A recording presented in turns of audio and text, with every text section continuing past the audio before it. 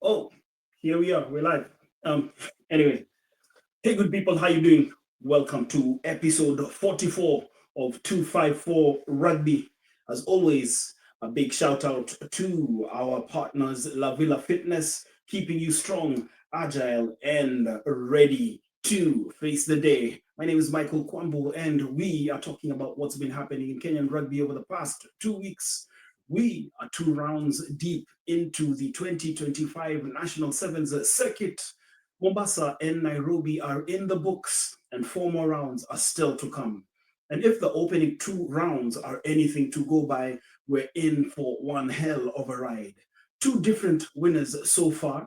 KCB Rugby took the Driftwood Sevens in Mombasa, while Strathmore Leos bounced back to defend their Prinsloo title in Nakuru. Now, let's rewind to the coast. And this is what happened. The Driftwood Sevens was hosted at the Mombasa Sports Club on the 26th and 27th of July. And this particular competition saw KCB edge the Strathmore Leos by 15 points to 14 in what was a nail-biting final. At the heart of that KCB charge was none other than Floyd Wabwire. The man was untouchable. He was the top try scorer, top point scorer, and he emerged as the tournament MVP. Say less. He also made the dream team that was selected by the Kenya Rugby Union's panel of coaches and selectors for this particular tournament. Joining him in that particular dream team in Mombasa were Kevin Wekesa from Kabras Sugar, Gabriel Ayimba from the Strathmore Leos, Brian Mutua from Kabras Sugar, Jenkins Kipruto from KCB, Nigel Amaitsa, and Crescent Ojuang. Team-wise, Kabras and Nakuru reached the semis. Queens, Oilers, Masinde Mliro, and Nondis made the quarters. Mwamba, well, it was tough hunting for a side that dominated the Kenyan Rugby Sevens about 20 years ago, between 20 and 15 years ago, when they had the likes of Collins Injera, Horace Otieno, Humphrey Kayangi, among others, Lavina Asego in that squad. Incidentally, Lavina Asego, the man now handling the Mwamba Sevens squad for the National Sevens circuit. And as it was, there was no cup knockout action for Mwamba in Mombasa. Well, after Driftwoods, it was KCB who were top of the standings. And this, of course, set up the stage for the second leg of the National Sevens circuit, the Prinsloo Sevens, which took place on the 2nd and 3rd of August in Nakuru. And there we just get a snapshot of KCB celebrating their victory at the Driftwood Sevens, the opening round of the 2025 National Sevens Circuit. These pictures coming to you courtesy of the Kenya Rugby Union and Fanaka Studios. Now, let's move on to Nakuru. And it was the Prinsloo Sevens, a tournament that has been played since 2007. Played in Nakuru, a city that is steeped in rugby tradition and has produced some great players over the years, such as current Menengai Oilers coach Gibson Weru, also the likes of Oscar Ouma, Crescent Ojuang, the Shimengas, to name but a few, Nelson Oyo. There's so much you could talk about Nakuru in terms of the personnel they've produced for Kenyan rugby in the 7s and 15s versions of the game. So what happened in Nakuru? KCB once again reached the business end, and they were joined by the usual suspects: Strathmore Leos, Kabras Sugar, Menengai Oilers, Nakuru, and Queens. But guess what? Mwamba, they crashed the cup quarters after that poor outing in Mombasa, and joining them were the Catholic Monks, bouncing back also after their struggles in Mombasa. And I'm sure that Mwamba coach Lavin Asego was all smiles after Mwamba's resurgence in Nakuru. Well, they fell to the Monks, incidentally, in the cup quarters, going down 12-7.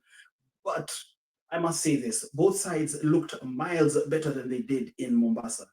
The other quarterfinal results from the Prinsloo Sevens saw KCB defeat perennial rivals Kabras Sugar 17 points to 5. Menengai Oilers edged Nakuru 7-0 in Nakuru Derby, while Strathmore Leos were imperious, blanking Kenya Harlequins, the reigning National 7th Circuit champions, by 26 points to 0. And so we were into the semis. The Strathmore Leos, again, ruthless. Look at that.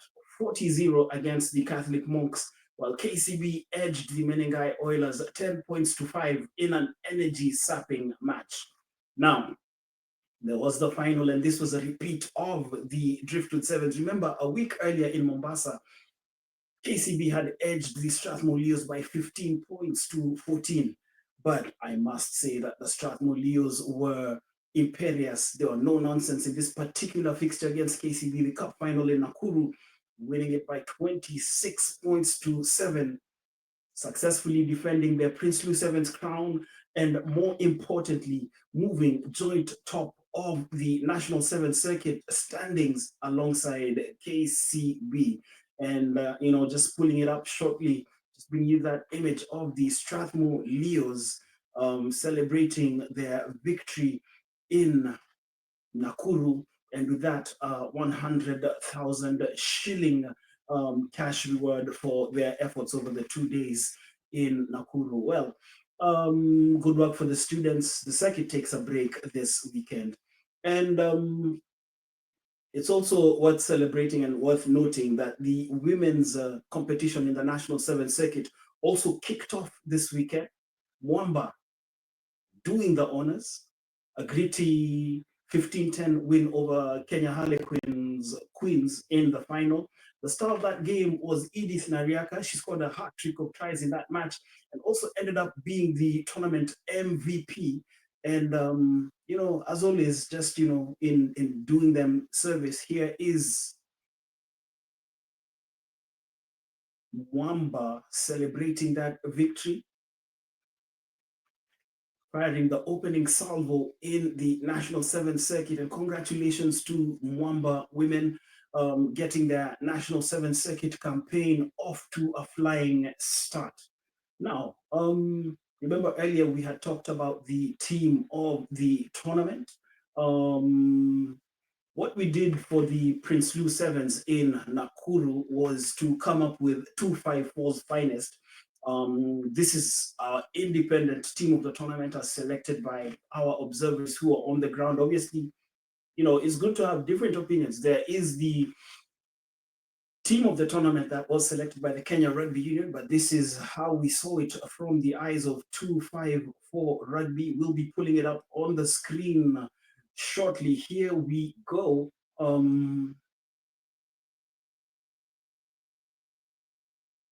Well, as we look for it,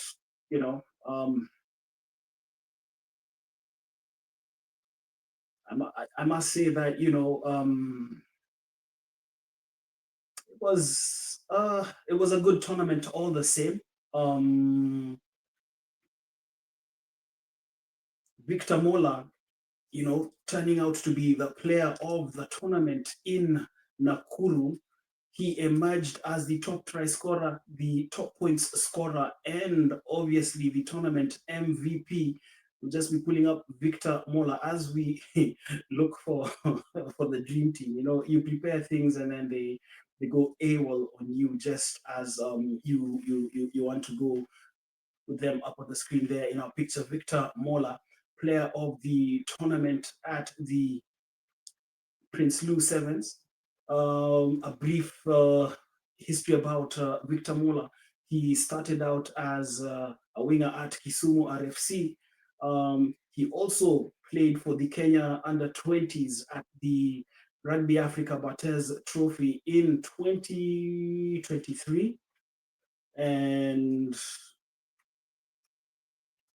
obviously making the move to the Strathmore Leos, getting a scholarship where he is studying to be an IT and business specialist, but away from that, also doing his thing on the pitch. So congratulations to Victor Mola, player of the tournament in Nakuru.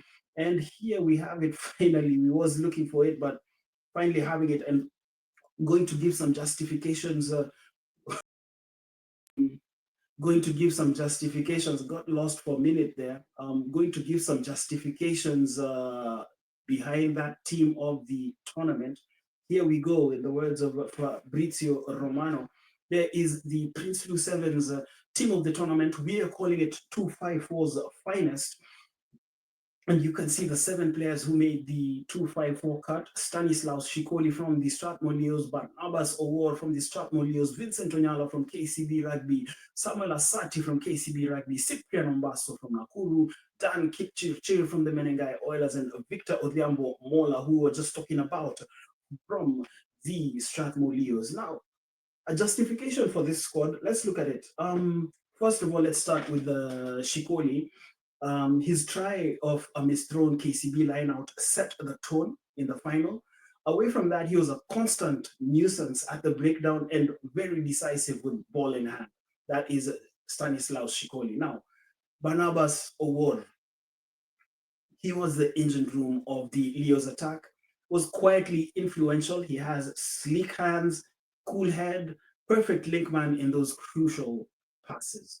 And then we cannot go without mentioning Vincent Onyala. Of course, seeing him take a lot of stick on social media for being on the receiving end of tackles. But tell you what, I mean, he's actually putting his body on the line. He's actually, setting himself up for those tackles, and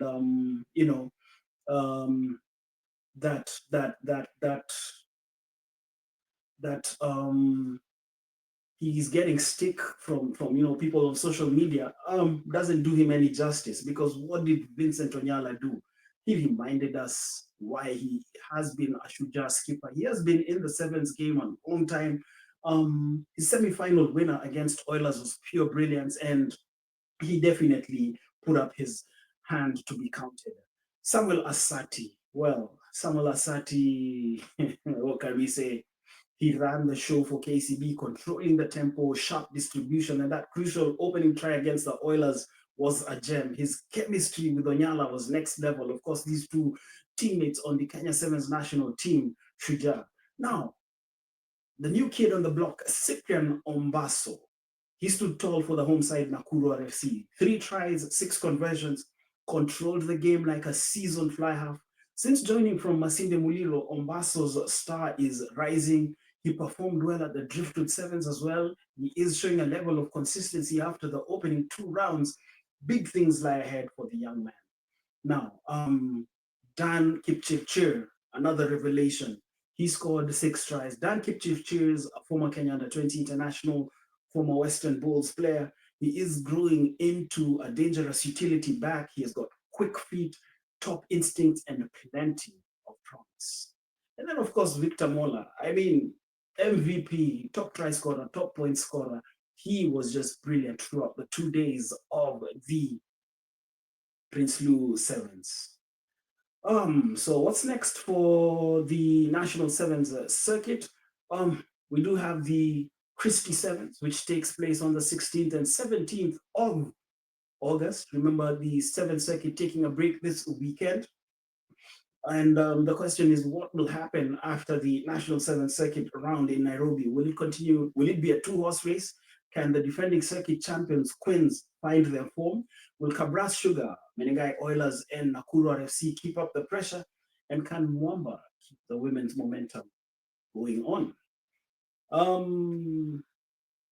Just want to pull up the standings for the National Sevens circuit, particularly for the women's and the men's. First of all, let's start with the women's standings in the National Sevens circuit, courtesy of the Kenya Rugby Union there. And we can see that Mwamba RFC leading on 22 points, Kenya Harlequin are second on 19 points, Impala and Northern Suburbs in positions 3 and 4, Nakuru RFC are in 5, the NYS Ladies 6th, Racket 7th, while newcomers Kisii Polytechnic in 8th place. It's great to see the women play on the National Sevens circuit, and obviously with time we do hope that there can be more legs for the women in their competition. Now, we want to talk about the men's standings and just look at how it is after the opening 2 rounds. And here we go. It is KCB Rugby and the Strathmore Leos joint top in the men's national 7th circuit standings, both on 41 points. Nakuru RFC, coached by Oscar Ouma, joint third with their cross-city rivals Menengai Oilers on 28 points. Kabras Sugar RFC, fifth on 27 points. The Catholic Monks on 25 points. Defending circuit champions Kenya Harlequin, they must turn things around in the remaining legs. They are way off the pace in 7th place on 24 points. Nondescripts, 8th on 15 points. Daystar Falcons in 9th place. Masinde Mlilo 10th. Mwamba 11th after a strong showing in Nakuru. Impala 12th. Kabete Stallions are 13th. Zitek Oaks 14th. Mombasa Rugby 15th, while Kenyatta University's Black rounding off the top 16 in the men's national 7th circuit standings. Now, I think that there is one thing we talked about. Remember, we mentioned it earlier, and it is the prize money. There's 100K Kenya shillings for the winners of each tournament leg in the men's competition in the national 7th circuit. Is it enough money? Let me be real, at least where I sit, I don't think it's enough. Travel, accommodation, preparation, it barely scratches the surface. I think if we want to grow the game, make it more competitive than it already is, let's back it up with meaningful sponsorships and better financial support. Those are just my thoughts. Now, let's move away to school rugby news, and St. Peter's Mumias are back. They reclaimed the Kenya Secondary Schools Sports Association, KSSA, national title in the 7th version of the game. They edged Koyonzo 14 points to 12. That is their first title since 2015. And they will be representing Kenya at the East Africa School Games alongside Koyonzo, Bwake, and first-timers Bungoma RFC.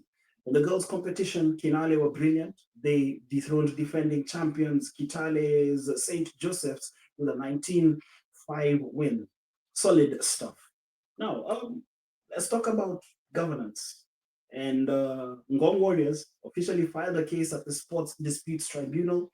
They're demanding access to the Kenya Rugby Union's financial records, citing clause 1022(4) of the KRU Constitution. The case was filed on the 16th of July and was due for mention on the 5th of August. Obviously, today is the 6th of August, a day after. We will be obviously looking to see how that went.